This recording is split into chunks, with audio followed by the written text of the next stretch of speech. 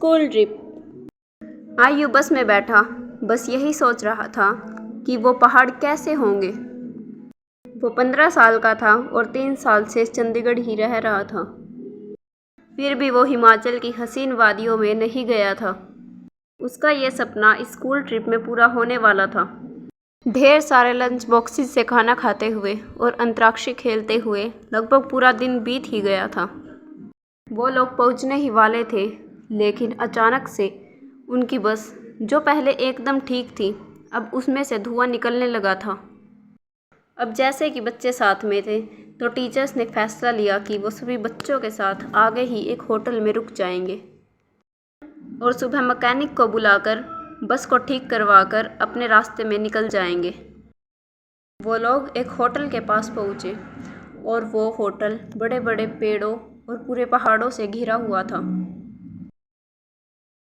सब टीचर्स ने बच्चों को उस होटल के अलग अलग कमरों में बांट दिया। डिनर के बाद सब सोने चले गए। आयु को अपने 2 दोस्तों अमन और रोहन के साथ कमरा मिला था। वो बहुत खुश था क्योंकि वो दोनों उसके काफ़ी अच्छे फ्रेंड्स थे। जब आयु, अमन और रोहन कमरे में गए तो उन्हें उनकी खिड़की से एक सुंदर सी झील दिखाई दी।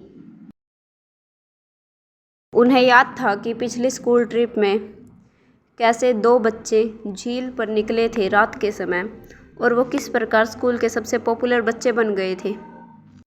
उन तीनों ने सोचा कि इस बार वो भी कुछ कारनामा करेंगे और तीनों के तीनों मिलकर झील के पास पहुंचेंगे और वहां जाकर सिर्फ झील को देखकर और फोटो खींचकर वापस आ जाएंगे।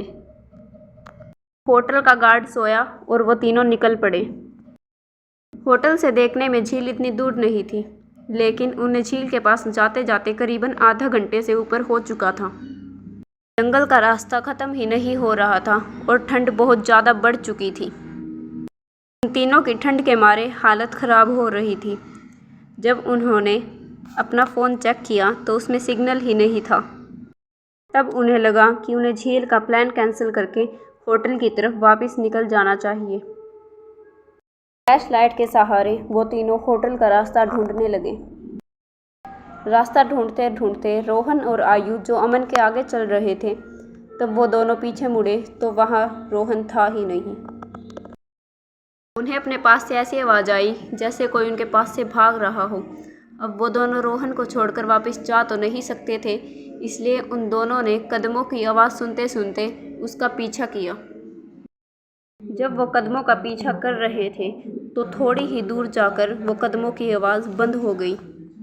रोहन उन्हें दिखाई नहीं दे रहा था और अब अमन और आयु दोनों ही बहुत ज़्यादा घबरा गए थे। थोड़ी देर बाद उन्हें आवाज़ आई कि जैसे कोई ज़मीन को खोद रहा हो।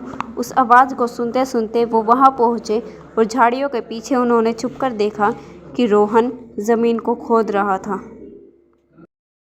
उन दोनों ने डर के साथ रोहन को पुकारा।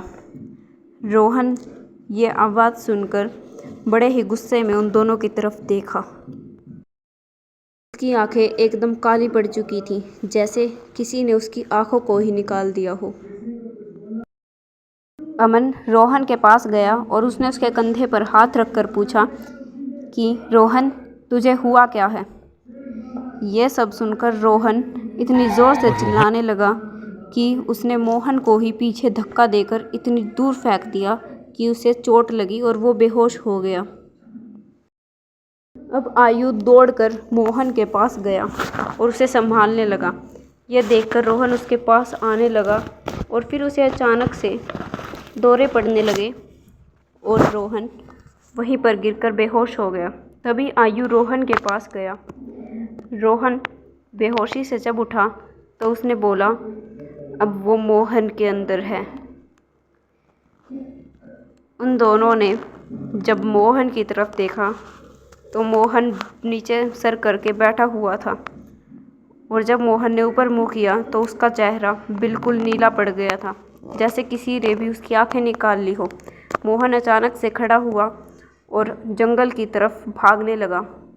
मोहन जंगल की तरफ भागा। रोहन और आयु को कुछ समझ नहीं आया तो वो फ्लैश लाइट चलाकर उसके पीछे गए।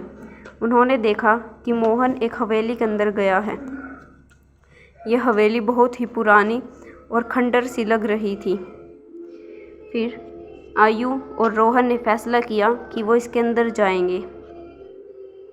वो दोनों डर तो बहुत रहे थे, लेकिन उन्हें मोहन को तो साथ लेकर जाना ही था, इसलिए वो दोनों हवेली के अंदर जाने लगे। तभी उन्हें दूसरे फ्लोर से कुछ आवाज़ आई। उस आवाज़ का पीछा करते करते वे वहाँ गए और उन्होंने कुछ ऐसा देखा जिसे देखकर वो चकित रह गए। मोहन आसमान में उल्टा लटका हुआ था और वहाँ उसके पीछे एक औरत खड़ी थी जो पूरी काली थी और वो कुछ मंत्र पढ़ रही थी। उसकी आंखें भी बिल्कुल काली थीं। उसके बाल उसे और डरावनी बना रहे थे। वो दोनों उस औरत को देखते ही नीचे भाग पड़े। वो दोनों तब सीढ़ियों से नीचे उतरे, गेट के पास रुक गए।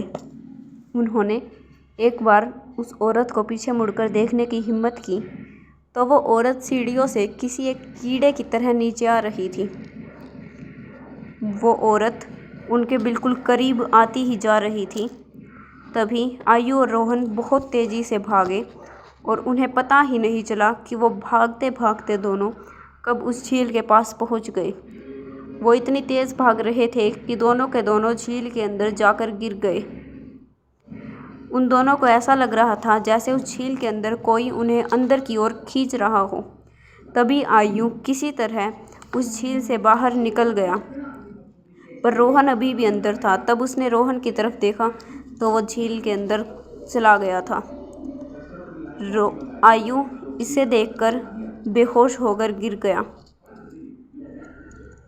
जब अगली सुबह आयु उठा तो वो अपने होटल के कमरे में था।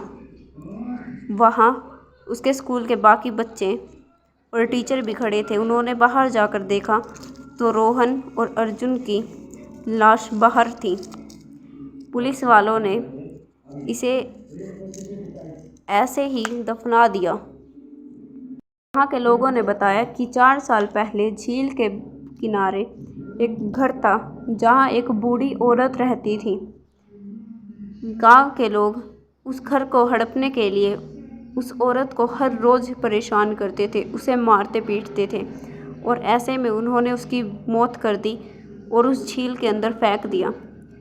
जिसके बाद से वो औरत जो भी उस झील के पास आता है उन्हें मार देती है।